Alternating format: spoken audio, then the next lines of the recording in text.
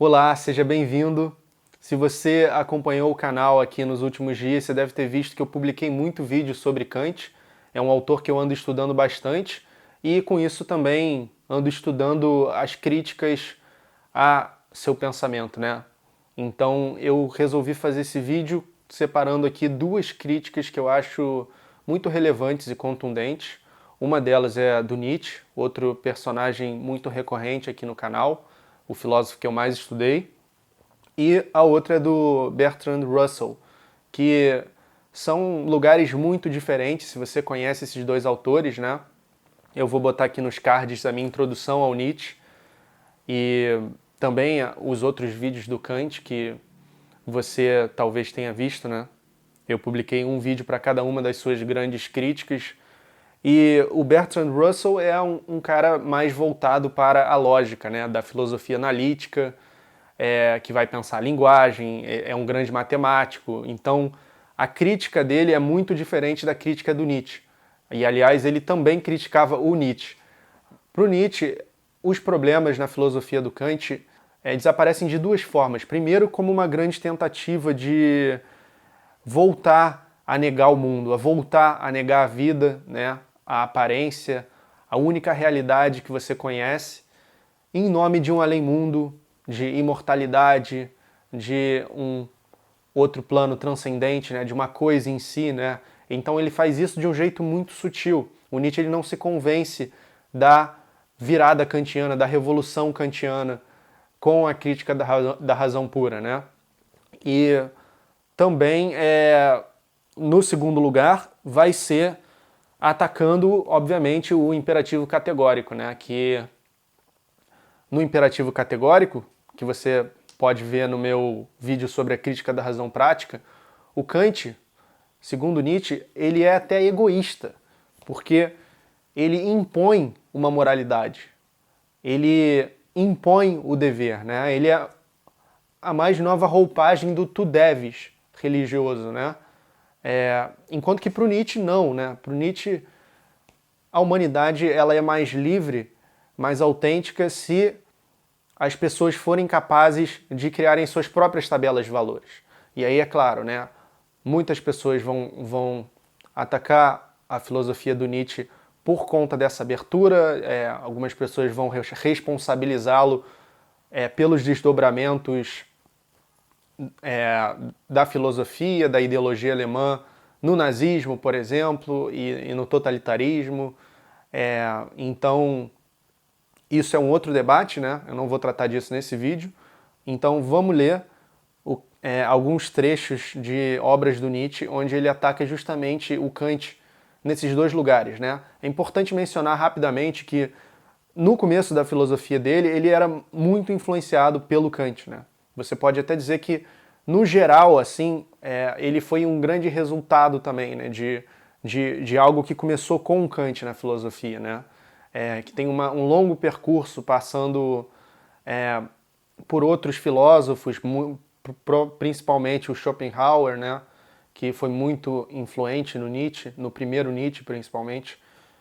E aí, com isso, o Kant também foi muito influente no primeiro Nietzsche, né, no Nietzsche do Nascimento da Tragédia, que vai ser um Nietzsche muito schopenhaueriano, né, que ainda vai estar, de alguma forma, pensando em termos de fenômeno e coisa em si, né, de representação e mundo, né, de verdade e representação. Bem, então vamos lá. No livro O Anticristo, que é o livro um dos livros mais polêmicos do Nietzsche, né? É difícil pensar um que não seja, mas logo no começo ele tem dois aforismos que atacam diretamente o Kant, assim. Eu vou ler partes desses aforismos, né? Ele diz que a filosofia alemã ela está corrompida pelos teólogos, né? Que o teólogo seria o pai dos filósofos alemães do século dele, né? Que estão em alta, né? Que estavam em alta, o próprio Hegel, né? O Kant antes dele. Entre os alemães compreende-se de imediato quando digo que a filosofia está corrompida pelo sangue dos teólogos. Não só a filosofia alemã, né? A filosofia em geral para o Nietzsche. O pastor protestante é o avô da filosofia alemã. O protestantismo mesmo é o seu pecado original. E aí mais para frente ele vai dizer: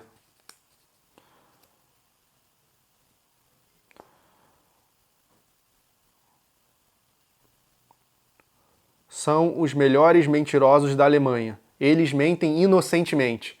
A que se deve o júbilo que o aparecimento de Kant provocou no mundo erudito alemão, 3/4 do qual é composto de filhos de pastores e professores, e a convicção alemã, que ainda hoje ecoa, de que Kant deu início a uma virada para melhor?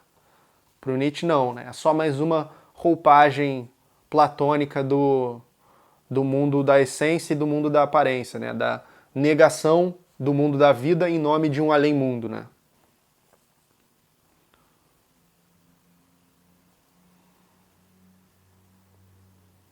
O sucesso de Kant é apenas um sucesso de teólogo. Ele foi, como Lutero, como Leibniz, um freio a mais na retidão alemã, já não muito firme por si. Aí, no aforismo seguinte, de número 11, ele vai dizer: ainda mais uma palavra contra Kant como moralista. Uma virtude tem de ser nossa invenção, nossa defesa e necessidade personalíssima. Em qualquer outro sentido, é apenas um perigo. O que não é condição de nossa vida a prejudica. Virtude oriunda apenas de um sentimento de respeito ao conceito de virtude, que é o que o Kant vai estar fazendo, segundo ele, com a ideia do imperativo categórico, como queria Kant, é prejudicial. A virtude, o dever, o bom em si, o bom com o caráter da impessoalidade e validade geral, fantasias nas quais se exprime o declínio, o esgotamento final da vida, o chinesismo königsbergiano, né, que ele faz uma brincadeira com a cidade do Kant, né, que ele teria vivido a vida inteira sem sair.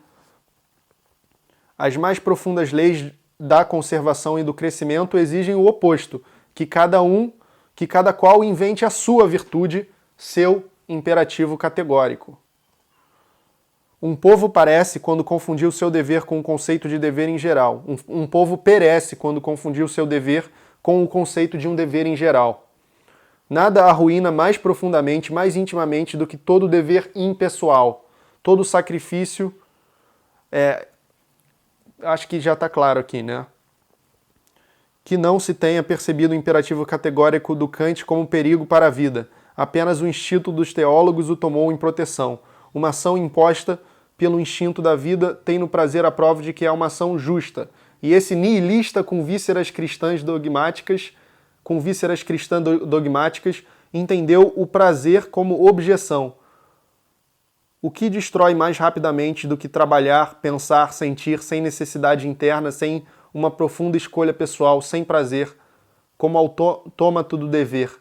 É a própria receita da décadence, até mesmo do idiotismo. Kant se tornou idiota e era contemporâneo de Goethe. Essa aranha nefasta era considerada o filósofo alemão, é ainda. Guardo-me de dizer o que penso dos alemães. Ok. Acho que ficou bem claro de onde ele vem, né?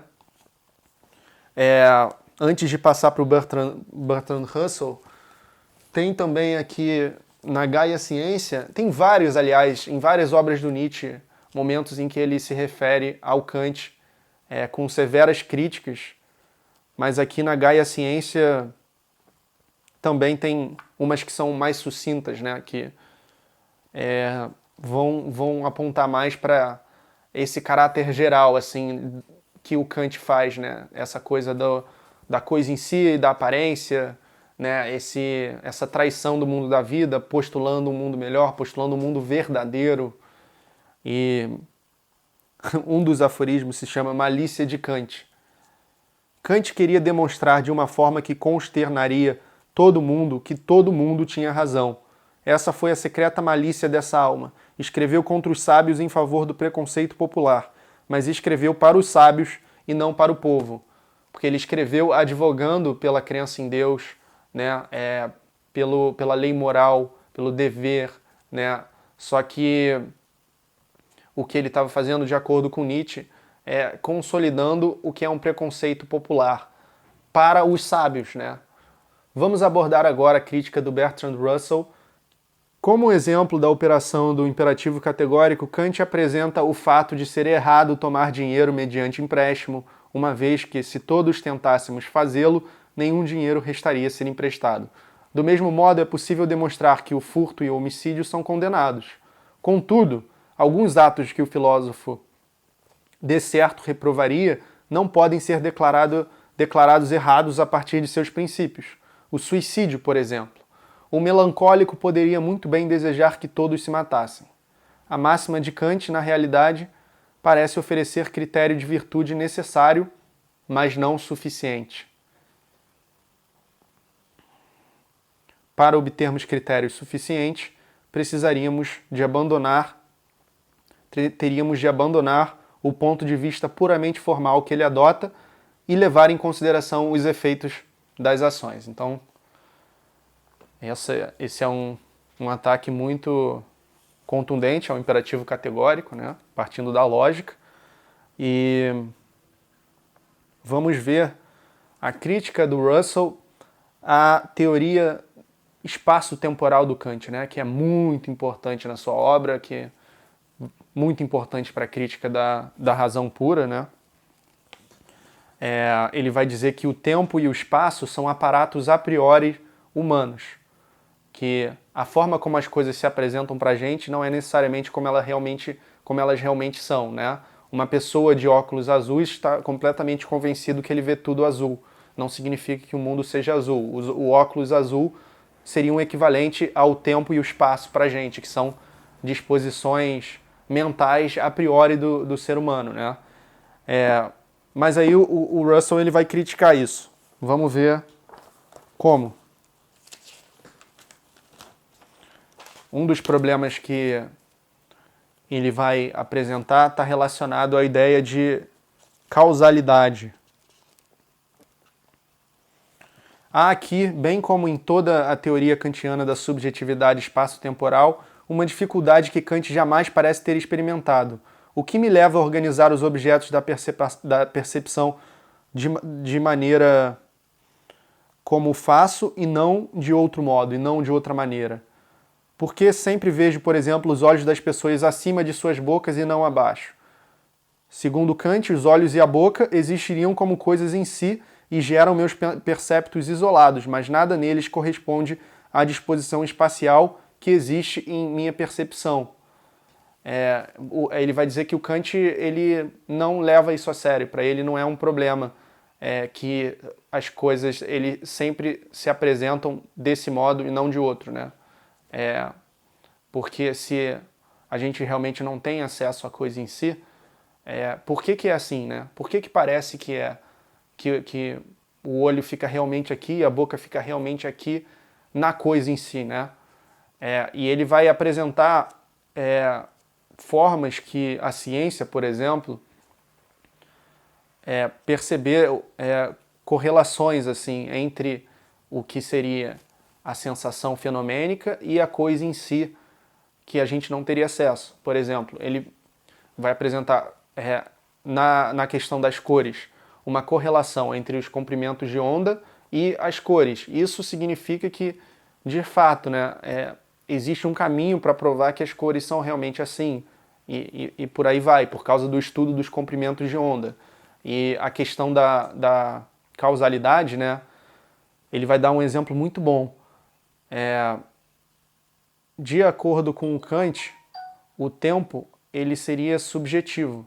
Ele realmente advoga isso. O tempo e o espaço são aparatos a priori do ser humano, vem antes da experiência, então é uma projeção nossa, né? Uma representação que a gente faz no mundo. A gente representa o espaço e o tempo. Mas então, por que nos fenômenos da natureza, por exemplo, um relâmpago, ou qualquer som que esteja relacionado com imagem, eles se sucedem? Por exemplo, um relâmpago ele pisca e só depois você ouve o trovão. por que que isso é assim, né? Você não tem como dizer que isso só é assim pra gente. Porque há formas de comprovar com a ciência que também apontam que não é só assim pra gente. Então, esse é uma das críticas a essa questão, essa concepção espaço-temporal do Kant, né?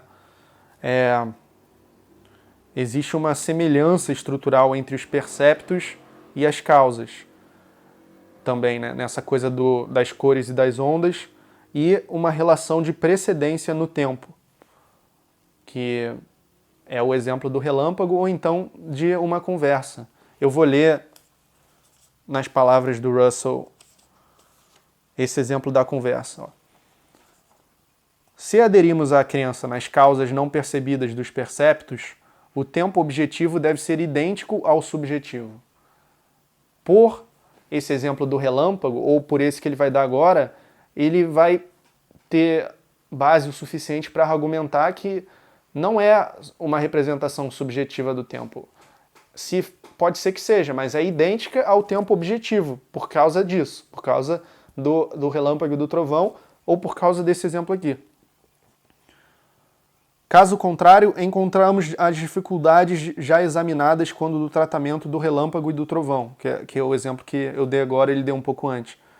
Tomemos ainda um caso como este. Tendo ouvido um homem falar, você lhe responde e ele o escuta. O ato de falar e o ato de escutar a resposta encontram-se, no que diz respeito a você, no mundo impercebido, né? Esses atos em si você não teria acesso, ok. E nesse mundo, o primeiro precede o segundo. A fala tem que vir antes da escuta, né? Pela lógica. Além disso, no mundo objetivo da física, o ato de falar de um terceiro precede a escuta que você faz. Mesma coisa, né? Para você escutar, antes ele tem que falar. Para você escutar o que ele falou, antes ele tem que falar. Sua escuta, no mundo subjetivo dos perceptos, precede a resposta que você deu, né? Você vai escutar e depois você vai responder. No seu mundo subjetivo, isso. E a resposta que você deu no mundo objetivo da física, o ato de falar de um terceiro precede a escuta que você faz também, né? Sua escuta precede. E a resposta que você deu no mundo objetivo da física precede a escuta por parte de seu interlocutor. Mesma coisa. Claro está que a relação de precedência deve ser a mesma em todas essas proposições. Desse modo, embora haja séria razão para que o espaço perceptual seja subjetivo, não há razão alguma para que o tempo perceptivo também o seja. Então, é isso. Eu acho que são críticas muito fortes, né? Comente aí o que você achou. Existem outras críticas dele ao Kant aqui. Aliás, essa coleção História da Filosofia Ocidental são 3 volumes, Filosofia Antiga, Moderna e Medieval, né, que é o volume do meio. Ele apresenta a história da filosofia com críticas aos filósofos, mais ou menos um capítulo para cada filósofo importante, e ele apresenta as críticas a esse filósofo. Tem também do Nietzsche. Vale muito a pena obter essa obra e ver os argumentos do Russell. Ele é muito bom nisso, em criticar outros pensadores. Os argumentos acima presumem, assim como Kant, que os perceptos são causados pelas coisas em si, ou, como diríamos nós, pelos acontecimentos do mundo da física. Esse pressuposto, no entanto, está longe de ser logicamente necessário. Se o descartarmos, os perceptos deixam de ser subjetivos em qualquer sentido importante.